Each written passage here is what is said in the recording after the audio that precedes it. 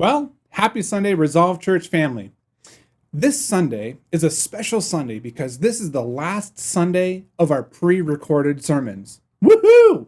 The state has officially opened up and allowed churches to begin gathering again, but with some conditions. So, as an elder team, we have put together a reopening plan, calling it Resolve to Reopen, which we'll share with you more next week in greater detail. We'll send out the plan through our email. We'll post it on the website. We'll get it out to you guys so you can review it. And in this plan, we seek to comply as best as we can to keep up with the current health guidelines from the county. Now, there's a few things for us to know as we kind of move into our in-person gatherings starting next Sunday, June 7th. The first is that we're adopting a gradual kind of phased-in approach to our gatherings. This simply means that we're not going to have all of the ministries up and running right away, but we have a goal of kind of getting back to more of our normal operations, Sunday operations, by the fall. I believe that gives us enough time to kind of work some things out, to allow more time to pass, to see the pandemic come to a more normal ending, I guess, if you will, but it'll give us some time to kind of get some things in order. So we have a kind of a goal for kind of the more normal Sunday operations starting in the fall.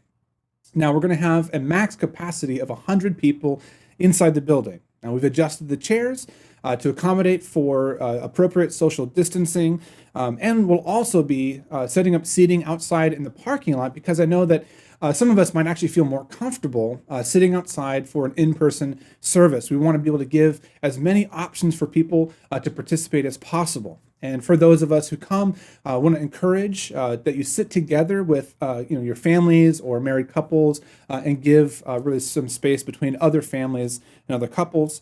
We're not going to have a kids ministry for a little while, but we're going to be working with our kids director and volunteers to kind of try to set up some kind of a special time during the service to kind of talk to or sing or have a reading for those kids who come. You know, they're not second-class citizens. They're part of the church family with us. And even though we're not going to be having our normal kind of formal kids ministry for a little while, we still want to acknowledge them and to bless them and to teach them.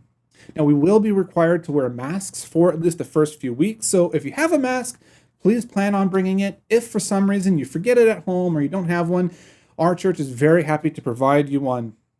We will have congregational singing. I know that we've been extremely anxious to get back together and to lift our voices in song to the Lord again with one another. We want to do this safely and healthily. So we're going to be kind of adjusting the musicians on the stage. We're not going to have as many musicians on the stage. We're going to be adjusting it so there's a great amount of distance for people, but we will be doing congregational singing. We fully appreciate and understand that there'll be some in our church who will not be joining us for our in-person gatherings for a little while longer. Now, in order to help accommodate this group of people, we'll be setting up a live stream option via our church Facebook page in order to allow for those in our church who maybe can't come but still want to participate in our services. Finally, we will partake of the Lord's Supper starting next Sunday with individual self-serve communion cups.